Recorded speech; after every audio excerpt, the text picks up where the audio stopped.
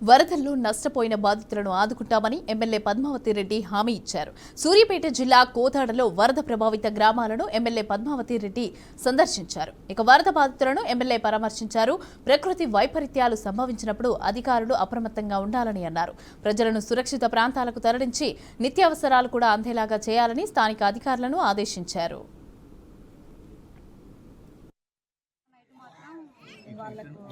మా ఇంట్లో ఉన్నారు నైట్ ఇళ్ళల్లో పెడుతున్నా పైన ఒక డాబా ఉంటుంది దాని మీద పెట్టినాం. ఇప్పుడు చేరుకోరు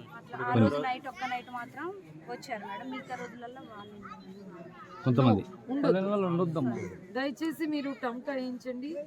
వాళ్ళ ఇళ్ళల్లో పోయి దయచేసి పండుకోవద్దు అని చెప్పారు. సాఫ్ చేసుకొని బయటికి రండి. ఇక్కడ ఎక్కడన్నా హాల్ ఉందా? భోజనాలు అక్కడ పెడితే గ్రామ పంచాయతీ బిల్డింగ్ కూడా సరిపోతుంది. గ్రామ పంచాయతీ బిల్డింగ్ సరిపోతుంది మేడం, పెద్దగా ఉన్నది హాల్ ఉంటుంది.